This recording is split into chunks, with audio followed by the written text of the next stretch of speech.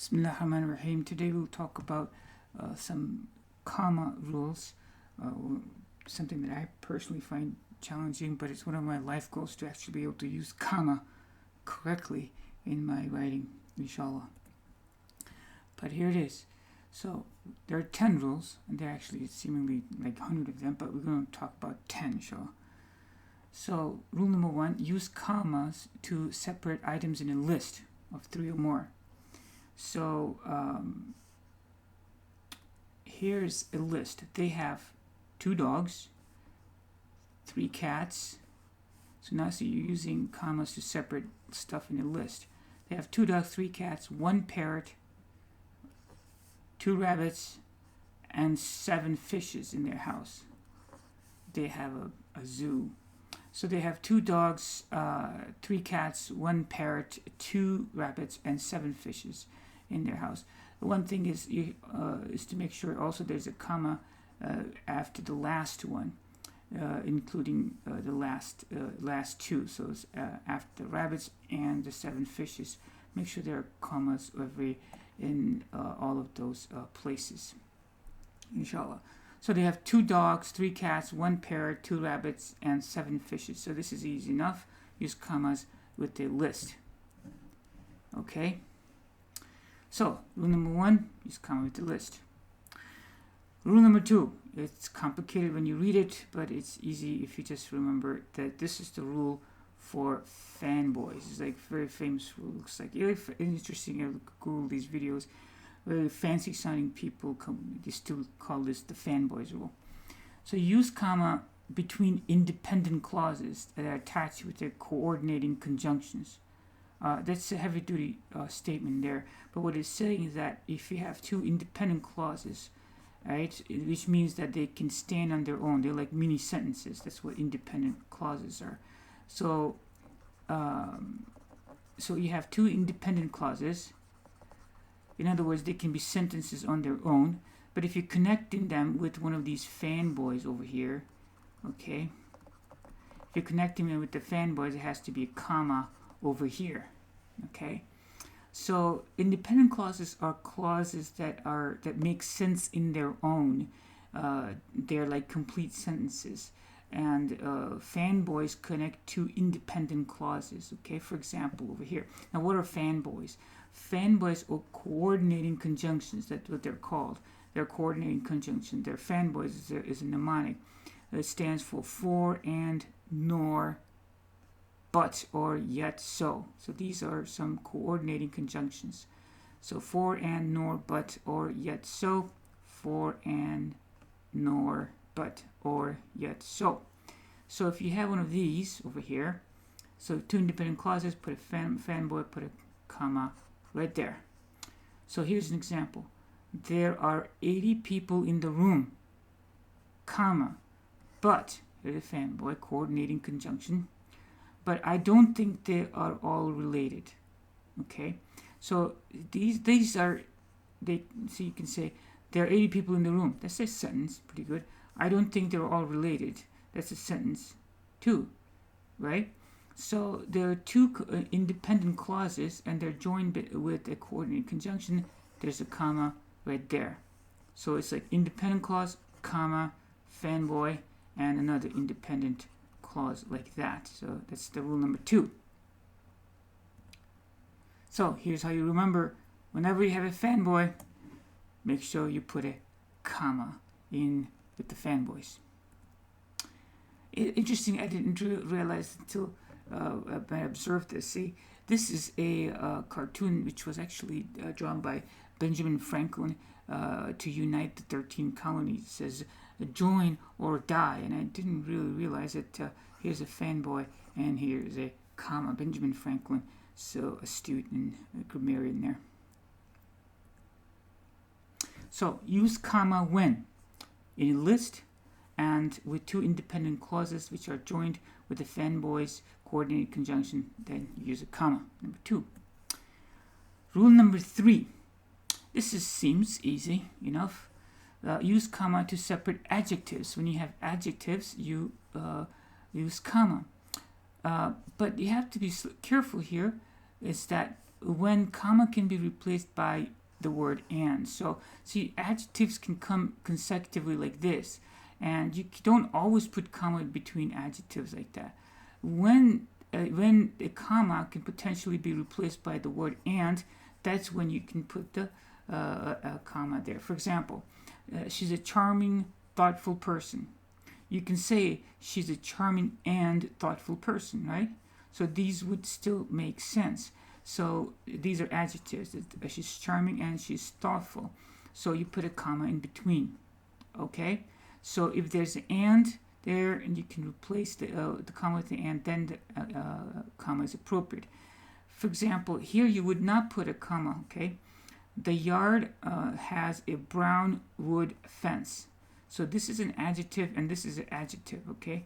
The yard has a brown wood fence. You would not put a comma there, because it would be wrong to say the yard has a brown and wood fence. What kind of statement is that? You can't say the yard has a brown and wood fence, right? The yard has a brown wood fence. These are both adjectives, see? And then this is both adjectives. So you can't just willy-nilly put a comma between adjectives. You can only put comma between adjectives if the comma could be replaced by an and. Okay? So another way of looking at the same thing is that pretend the adjectives are like they can play musical chairs. Okay, if the adjectives can play musical chairs, in other words, they can flip-flop, then you can put a comma in between. Okay, so if the adjectives can flip-flop, then you can put a comma. It's the same rule. For example, that is a decorative, colorful symbol. Okay, you can say that is a decorative and colorful symbol, right? That's okay, so you can put an and there. You could also say that is a colorful and decorative symbol, right? So whenever the adjectives can potentially play musical chairs, then you can put a comma there, okay? If you can flip-flop the adjectives. Just a bonus on this little tidbit. You do not use a comma to separate the last adjectives, okay? For example, the truck followed a long, twisting, scenic road. See, this comma does not belong, okay? Because that's the last adjective. So after the last adjective, you don't put a comma. So the correct way of saying this, the truck followed a long, twisting, scenic road. There's no comma there, see? And this road gives a new meaning to twisty, I think. The truck followed long, twisting, scenic. So that's comma between adjectives. So the three rules we have covered so far: 1, comma is used for lists. Number 2, for fanboys. Number 3, for adjectives when the comma could be potentially replaced by the word and. Rule number 4. Okay, this one also sounds heavy duty, but it's really not that bad. Rule number 4. If a dependent clause starts a sentence, use a comma after it. Now, here to understand this, you have to know what a dependent and independent clauses are, okay? A dependent clause is not a complete sentence, basically what it is. It's like it by itself doesn't make sense, okay? So, if you're starting a sentence with a dependent clause, or sometimes like known as introductory clause, if you're starting a sentence with dependent or introductory clause like this, which by itself doesn't make any sense, then you put a comma, okay? So, and then what follows is an independent clause. Okay, for example, because it is raining. That makes no sense by itself, right? Because it is raining. Because it is raining what? So that's a dependent clause. Okay? Because it's raining, comma, we have an umbrella. So this over here is an independent clause. In other words, it can stand out on its own, right? We have an umbrella is a legitimate, honest to God sentence, right? We have an umbrella. Cool. Do you have an umbrella? Yes, no. So we have an umbrella is an independent clause, but if you're starting a sentence with a dependent clause, you put a comma over there. Now look at this one. We have an umbrella because it is raining. If you flip this, you're starting a sentence with the independent clause. Then you don't put a comma. It's only when you're starting a sentence with a dependent clause that you put a comma. We have an umbrella because it is raining. Okay, now, watch this. This is how I see it. So a dependent clause, it's like a part of a sentence that cannot stand on its own. It's kind of like the Leaning Tower, right? It's like dependent, right? Right? An independent clause is kind of like it can stand on its own, like the Empire Building, right? It's like that. So if you're starting with a dependent clause, you know, you better put a comma like to stop it from falling over here in an independent clause, yeah? So you put a comma over there like that. So if you're starting with the dependent clause, kind of like dependent, can't stand on its own, put a comma and then put an independent clause like this. So in a sentence, if you have a dependent clause followed by an independent clause, you put a comma. If you have an independent clause followed by a dependent clause, then you don't put a comma. Okay? That's what this means. If you go back to the origins, this slide, because it is raining, that's dependent, that's like a leaning tower over here, then you put a comma. We have an umbrella. Now there, we have an umbrella. It's a complete thought. We have an umbrella. Cool. It's a really cool looking umbrella too. You have an umbrella? No, but we got one. So we have an umbrella. That's an independent clause. You don't put a comma after because it's raining. That's rule number 4. So that's what. Okay, now look, there's some examples, further examples that I found here on the internet. So if you subscribe to this online service, that's an independent, that's a dependent clause. See, it doesn't make sense by itself. If you subscribe to this online service, then what? What are you trying to say? If you subscribe, that's a dependent clause. Then you put a comma after. You need a password. See? So now this over here is an independent clause. You'll need a password. Okay, I'll need a password. For what? I don't know, but I'll need a password. So dependent, comma, independent clause. Now look at this one. When I read a novel, so when you read a novel, what? It doesn't mean anything by itself. When I read a novel, comma, I look for careful attention to detail. Okay, comma. Because supplies were limited, comma, dependent clause, comma, the store ran out of the sale item quickly. So this is an independent clause. See, this statement by itself makes sense. The store ran out of the sale item quickly. Right? We don't know why it ran out, but it makes sense. The sentence is complete, has a complete thought. Okay? So that's rule number 4. We're doing pretty good. List. Use comma when you have a list. You comma when you have fanboys, which separate 2 independent clauses. And you use comma when you have adjectives, and only when the comma can be replaced with an and. Use comma if you're starting a sentence with a dependent clause. Rule number 5. Use a comma with parenthetical element of that interrupts the flow of a sentence.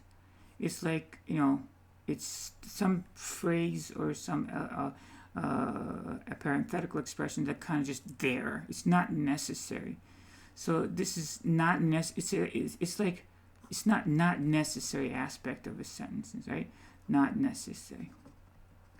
It's a not essential, not necessary aspect of a sentence. Like, on the contrary, exercise is usually relaxing. See, if you have just this, exercise is usually relaxing, it's cool, it's a sentence that works.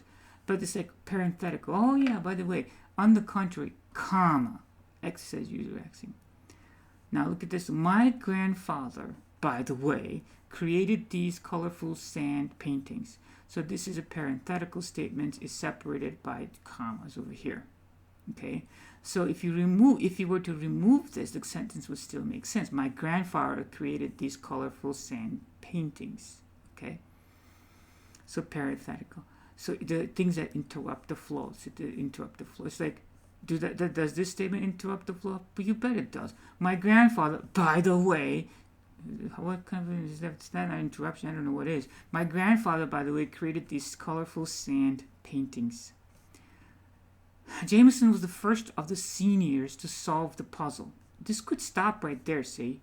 But this naturally is kind of parenthetical. It's like extra. It's like an afterthought. Naturally, of course, because he's just so smart. So Jameson was the first of the seniors to solve the puzzle, comma, naturally. Okay, parenthetical. So you use commas when there are interruptions. Okay? If you can't teach kids how not to interrupt, you have to teach them how to use commas with interrupt. Okay, here we go. Interrupters. Here's more examples. Use commas to set up elements that interrupt the sentence. These are non-essential clauses or phrases. They're not integral, they're not an important aspect of the sentence. The sentence would still make without them. Okay, then if that's the case, you put comma. It's almost like, if you want to get rid of them, the commas tell you where to cut. Cut here, get rid of it. It's like cut here, so to speak. Cut here, get rid of it. So non-essential. So Eileen Murray, who is at the top of her class, wants to go to medical school. What we're really being told is that Eileen Murray wants to go to medical school. The fact that she's on the top of the class is just extra bonus detail. It's not necessary for the sentence to make sense. If you want to cut and remove that the commas kind of tell you where to cut, so to speak, right? So commas are used for interrupters. Tim Ricardo, comma, hoping to make the swim team, practice every day. Well, we know is Tim Ricardo practice every day. That's the thought. It's a complete thought. Now, this is like interruption. It's extra details, non-essential phrase. So it's a non-essential phrase, non-essential clause over there. So you use commas with interrupters. Now, you must say, well, what is this interrupter, non-interrupter business? Like, for example, some phrases, some aspects of a sentence add extra details that are not necessary to the meaning of the sentence, but some phrases and clauses add a very important detail that's essential for the meaning of the sentence. Take these two, for example. The man who is one of the best bicyclists is fixing my bike. Okay, now this one, see, the man is fixing my bike is a sentence in itself. The man is fixing my bike. That makes sense. The man happens to be one of the best bicyclists. Wonderful for him, but that's not what you're trying to convey. He could be the worst bicyclist on the planet, he could, but he could still fix a bike, you know what I'm saying? But so this is extra non-essential detail. So this is non-essential detail, parenthetical statement. So you put commas before non-essentials. Like if you want to remove it, commas kind of tell you where to start and where to stop removing. Okay, but now look at this. The man who is wearing the blue shirt is fixing my bike. But see, you can't remove this. Man who's wearing the blue shirt, okay, is fixing my bike. Why? Because it might or might not be essential, but I'll show you what it is actually very, very essential. For example, this is a picture I found here. Now, this is a very interesting example. So look at this. There are 4 men, okay? They're all fixing bike. But which one of us is fixing, like, my bike? Because it's the man that's wearing the blue shirt. It's this one. Not this one, not this one, not this one. See? So if you were to remove this, the who's wearing the blue shirt, then it would not convey the full meaning of the sentence. What their sentence is trying to say is it is this guy who's fixing the bike. The man who's wearing the blue shirt is fixing my bike. So this statement is essential. It's called restrictive clauses, identifying clauses, specifying clauses, essential clauses, defining clauses. Maybe they could come up with a nice one word for these, right? Or like 5, 6, 7 different terms for the same thing. But it's essential, or in other words, it's restrictive. It's essential for the meaning of the sentence. If it's essential for the meaning of the sentence like this, you can't remove it, right? So don't put the commas there. It's integral part of the sentence. Leave the commas out. The man who is fixing the blue shirt, the man who is wearing the blue shirt is fixing my bike. That's a restrictive or essential clause. Okay, that's 5. Okay, we're halfway there. So these are the more important comma rules. Like, if you want to know these 5 rules, you've done pretty good. So, but let's keep going. They're not too bad, okay? Rule number 6. This is the easy one. Use a comma when beginning a sentence with the interjection or introductory words, okay? Oh, comma, I wish it were Friday. I mean, that's just an easy one, right? It's kind of like interjection, exclamation. Well, what have you been doing? It's like, oh, well, what do we have here? Okay, comma, okay? That's easy. Interjection or introductory words, okay? That's easy. Number 6, beginning with interjection or introductory words. Okay, rule number 6. Rule number 7 is also easy. Use a comma to separate a statement from a tag question. In other words, use a comma with the tag question. Whatever is a tag question. A tag question is a question that is added on to the end of a larger statement. It's easy to understand when you see it. Okay. It is raining, isn't it? See, that's a tag question. It's like added on. This is a statement. It is raining. It would make perfect sense by itself, but a tag question is added, so you put a put a comma right there. So use a comma with tag questions, right? Right. It was wonderful, wasn't it? Right? It's like that. Put a comma there. That tag question. So what have you covered so far? Use comma with a list, use comma with fanboys, use comma with adjectives when you can replace the comma with and, use comma when you're starting a sentence with a dependent clause, use comma with interrupting or parenthetical statements, use comma in the if the sentence beginning with interjections or introductory words, use comma with tag questions. Only 3 more to go. Number 8. This is an interesting one. It's not too bad either. You use comma to separate contrasting parts of a sentence. Contrasting parts of a sentence. In other words, if you're comparing two things, this versus this, okay, then you use comma. Use comma. For example, they were looking for something practical, comma, not luxurious. See, they're comparing the practical versus luxurious, right? See, comparing apples and oranges, ha ha ha, comparing apples and oranges. Okay, so when you're comparing two things, this versus this, use comma. They were looking for something practical, comma, not luxurious. So when you're using contrasting elements, if you look white and black, apples and oranges, use comma. Okay, use comma with apples and oranges. Easy as that. Rule number 8. Some more examples. Okay. The house was cute, but too expensive for the newlyweds. See, you're contrasting. It was cute, but it was expensive, right? You're contrasting. Now, but you see, this is a fanboy, right? But it's a fanboy, but it's not being used as a fanboy. Fanboy is when you have two independent clauses, right? Fanboy right here, two independent. This is not an independent clause, see? Right here. Too expensive for newlyweds. That's not a complete thought, right? So, but anyways, this is trickier example, I guess. The house was cute, but too expensive for the newlyweds. So, this is not an independent clause. That's why it's not a fanboy. So, the house. So this is contrasting. Okay. Here's more examples.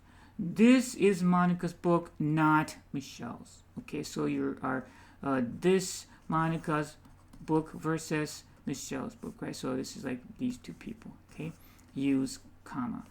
This is Sarah's car, not David's. So Sarah's versus David, right? Car. Okay, contrasting parts of a sentence. Okay, that's 8. Separating contrasting parts. Rule number 9: use comma before quoting direct speech. You're quoting something. Mr. T often says, "I pity the fool." Okay, so what Mr. T really says is, "I pity the fool." That's what he says. "I pity the fool." Okay, Mr. T often says, comma. See, before this. So whatever you have, you put comma over here, and then you start the quote, okay? And then look at the period. The period goes inside, okay? The period doesn't go outside over here. The period goes inside the quotation because it doesn't want to be lonely, right? Put it inside, put it in part of it. Okay, here it's too lonely. It's all the way at the end. What is it going to do? Outside, put them inside. So it kind of feels cozy, All right, the period is inside the quotation. So period, question mark, everything goes inside. But this comma always goes before the parentheses right here. Okay? Use comma before quoting a direct speech. A beautiful. Okay, here's some example. Mandela said, comma. There's a more serious example. Mandela said, comma. Education is the most powerful weapon. Oh, this should be double quotes here. Okay, right there. So, education is the most powerful weapon. There should be double quote. Inside, okay? Education is the most powerful weapon, comma. See, comma always goes before the quotes. Here's before, right? Always before. And inside the quote here, okay? Mandela said, okay? Is education the most powerful weapon? Question mark. Inside the quote, Mandela said. Mandela asked, okay? And said before direct speech. And lastly, number 10, miscellaneous, city and state. You put a comma between city and state. Lansing, Michigan. Okay, And in dates, you put a comma after the date. You don't put a comma right there. You only put one comma. You only get one comma in a date. Okay, put it over there. Now, so it's like this, okay? You use comma after the date and month right there, okay? You don't put a comma there. And you put a comma over here if it's part of a sentence, okay? I hope to graduate by June 30th, 2005, comma, or at the latest December 31st, 2005, okay? So you do not use comma, okay, if only the month and or the day, only the month or the year are in a sense. So here's the month and the day, and here's month and the year. If only two elements of the three of the dates are used, you don't use comma. If only two of the three elements of the dates are used, don't use comma. Just write the whole thing without comma. Mr. Elias indicated that he would notify me by August 5th about the position. My first interview was in October 2001 for a retail sales position. Okay, that's that. And that's it, the 10 comma rules. Use comma when there's a list, use comma with fanboys, use comma with adjectives when you can replace it with and, use comma when starting with a dependent clause, use comma for interrupting or parenthetical statement elements. Rule number 6, use comma beginning with the sentence beginning with interjection or introductory words. Rule number 7, use comma if there's a tag question in the end. And rule number 8, use comma when separating contrasting parts. Rule number 9, use comma before quoting a direct speech. And rule number 10, between city and state, and between the date and the year, if all three elements of the date are present. And those are the 10 comma rules. Inshallah, next time we'll like to do some example worksheet with them so we can really understand the comma rules. Until then, as-salatu was-salamu ala rasulillah, alhamdulillah rabbil alameen. Assalamu alaikum.